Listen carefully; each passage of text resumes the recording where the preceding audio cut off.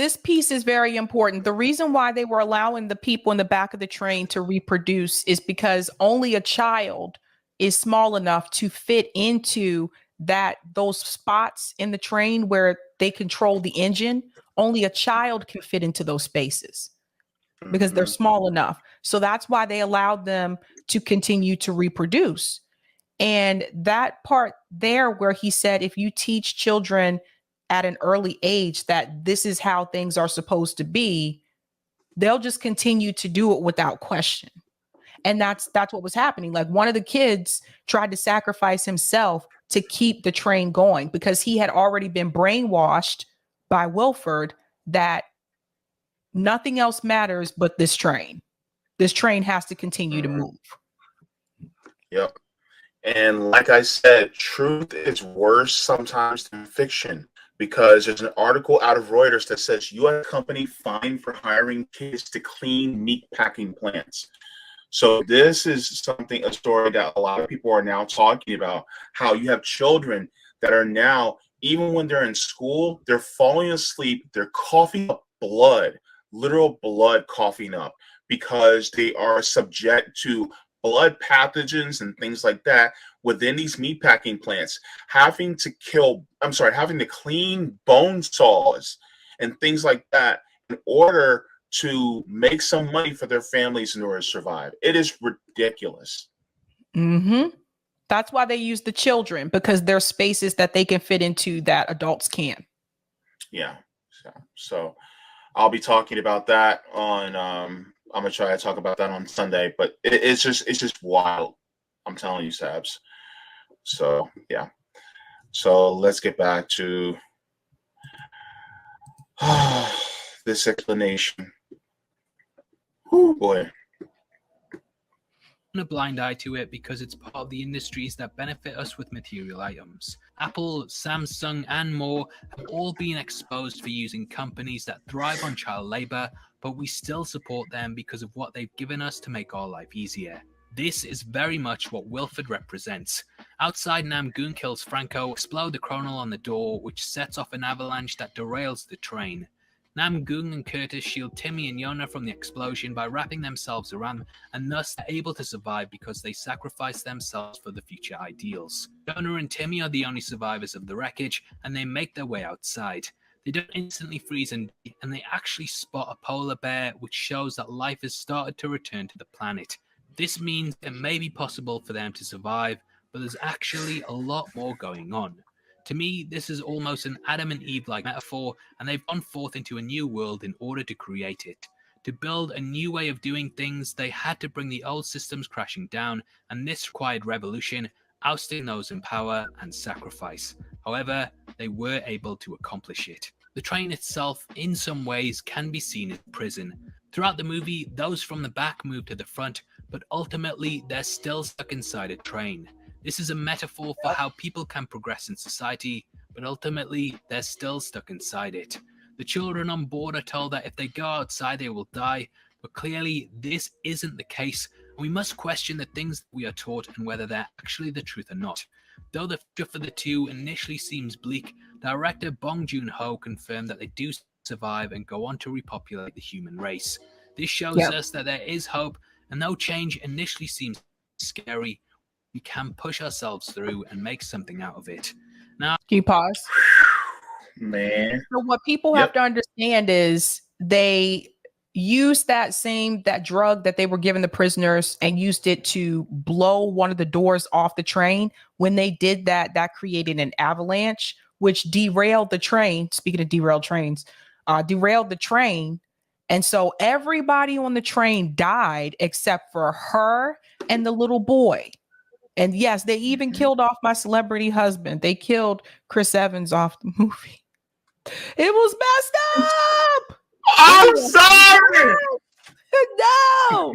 No. But Chris Evans basically sacrificed himself to stop the train. Like, he had to actually, someone just pointed it out. I think I started. Yeah. Thank you, Brian. And then with the ending, how do you stop the machine? You throw your body on the gears. And that's what Chris Evans did to stop that train. And so what people have to understand is that most of the people from the back of the train died. Like as part of like the revolution, half of them had already died before they even crossed like half the train. Like there were fights along the way. So when people talk about revolution, like a physical revolution, obviously there's going to be lives that are going to be lost. And in the end, you see it was just those two who made it out. And you also see that, guess what? The temperatures outside aren't freezing temperatures anymore, which means they could have gotten off the train after all. Yep. And they could have all did it together, and they probably would have went further and faster into a more egalitarian and equitable society. But because they were so stuck in that way of life, they didn't even think to get off the train to say. They didn't even put out probes to see, well, maybe we can do it now. So yeah, they didn't even try. Like they said, there were people that tried before in the past, and they were like, that's them right there. That's how far they got. And they were frozen. But keep in mind, again, they had been on the train for 17 years, you guys. So what was happening at that point was that eventually life was starting to come back to the planet. The snow and everything was starting to melt. Yep. And so, that's the thing. We gotta keep that in mind. Let me see if there might be a little bit more left to this. So now I don't know we should start by tearing everything down, but the last few months have really opened my eyes to how broken everything is. We are willing to sacrifice those that make up the majority in order to keep our systems in place, and it really makes you question whether it's all worth it. Economies bounce back, but as this film shows, human life, if wiped out, does not. We must truly find the value amongst ourselves rather than in the system, and that's why Snowpiercer still carries such a strong message. It's an incredible film that feels even more relevant today than it did with its release 7 years ago, and I really can't get over just how well made this movie is. I definitely recommend it before you watch the release of the show, and hopefully this video has given you a new appreciation for it. Obviously, I'd love to hear your thoughts on Snowpiercer. Yeah. Man. So there's a show too. I don't know if I mentioned it, but they recommend that you watch that movie first before you watch the Snowpiercer show. Yeah. So yeah. But this just goes to show how we are so stuck in a system. Like, for instance, if we want to really go up against the system, a lot of people don't want to. It's not because a lot of times people go, oh, well, we're just so stuck on watching the Kardashians or something like that. And it's like, no, it's not necessarily that. It's that they won't have a place to live if they stop to actually fight the system. They won't have healthcare if they stop to fight the system. They won't have food if they stop to fight the system.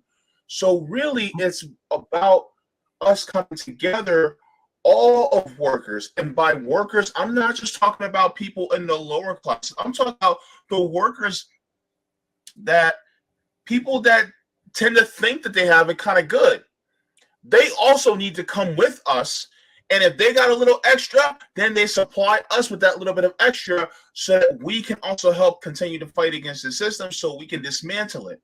Because the thing is that a lot of us, we're at our wits' end. We can't fight because if you don't have food, healthcare, and housing, then what?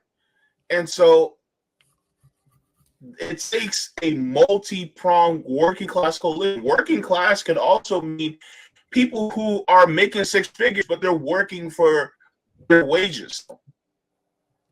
Oh, you're breaking up, JB. I'm sorry. Am I still here?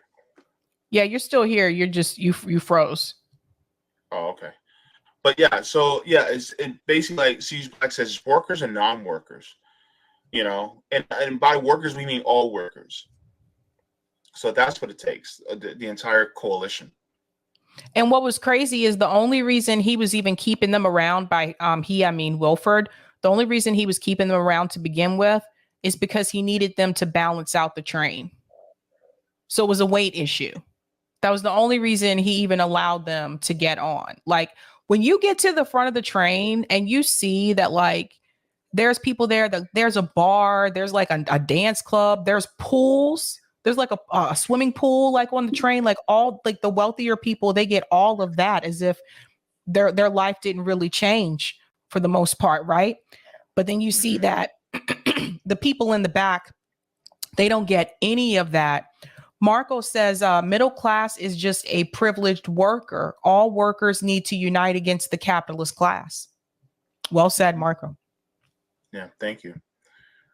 Yeah. And that's why we have to express worker solidarity. And before I got cut off by the connection, like I was saying in East Palestine, right? You have a lot of workers that are now starting to connect the dots. And a lot of them, what they need to get to a point of, and I think he said it so well in that video, was that we need to think to ourselves, the trans people are not our issue. Immigrants are not our problem. Black people are not our problem. The poor people aren't our problem. What the problem is these people that are using homophobia, misogyny, xenophobia, all these things, they're using it as a way to keep us divided so that we don't unite and actually take the system down. That's what they don't want. And every single time, you display some views that may be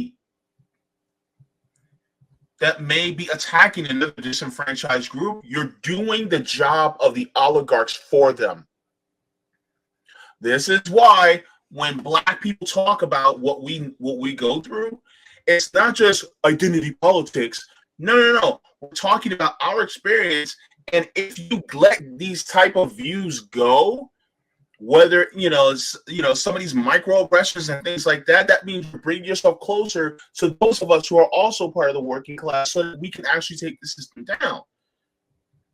And so that's what it is. It's not just, we're just focused on identity for identity's sake. No, this is a class issue. This is why for Black people, class and race are intrinsically linked.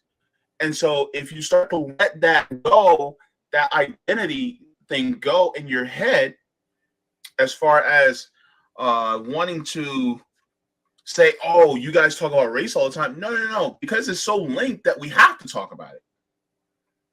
So it's well, I want to shout out what Soul said. Soul said, I call that crab mentality, people taking each other down.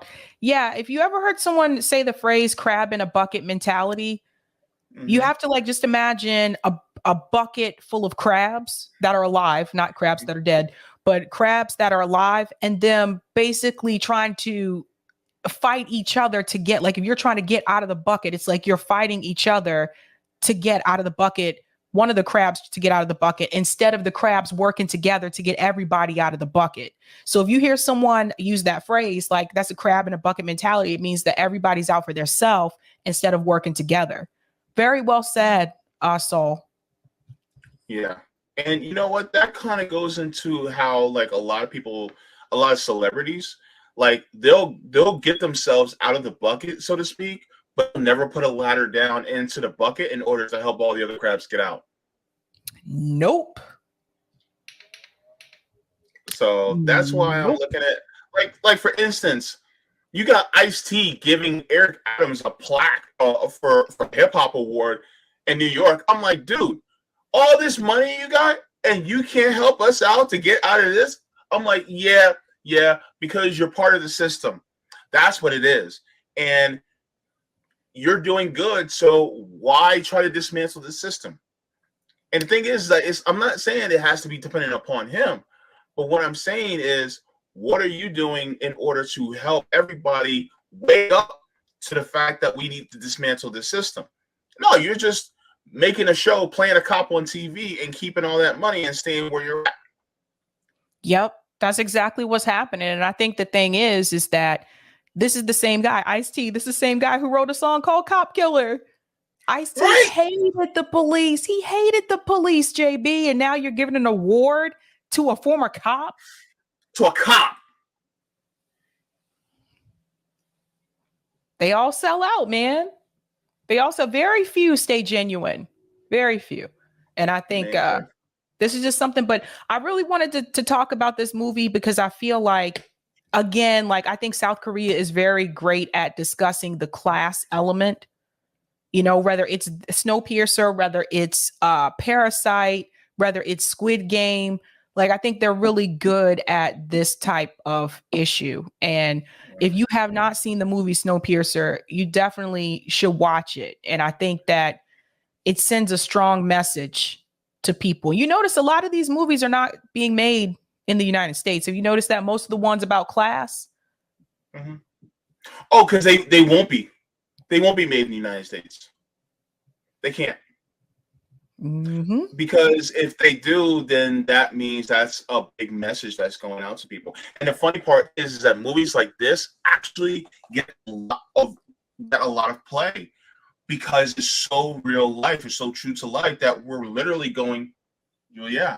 It's just like, for instance, everybody wants to do a movie about Dr. Martin Luther King Jr., but they only want to talk about the race aspect of it. They never want to talk about the class aspect of it. And so they'll do slavery movies. Of course, they'll do a slavery movie. But when it comes about class, they won't do it. Nope.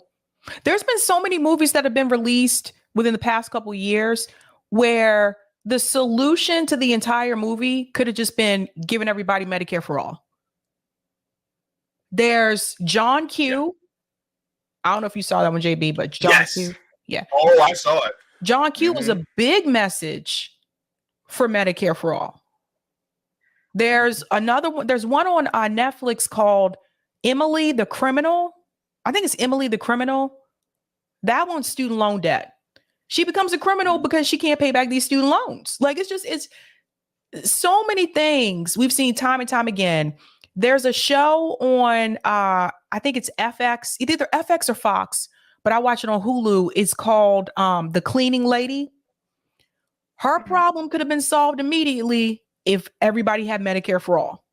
The stuff this woman goes through to save her son, to try to prevent her son from dying because he has a medical illness. I'm like, this wouldn't even be a problem if we had Medicare for all. They'll talk about that. But if we had tuition-free college and if we had housing for all the women in the movie Set It Off would have never did what they did. Yep. Thanks, Anthony. Breaking Bad. That's another one. Breaking Bad. Yeah. Yeah. Creative Experiments even said Ant-Man had to do crime too. Yeah. Crazy.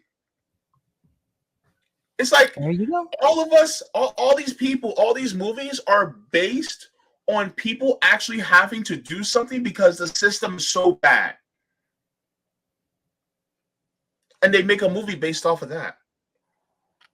And you think crazy, the message would like resonate with more people, but it doesn't. Like people will watch it and say, oh man, that's really unfortunate. That's so sad. People will sit there and they'll watch John Q where they repeatedly complain about the insurance, the health insurance. And then those same people won't understand why people are asking for healthcare for everyone in this country. It goes right over their head.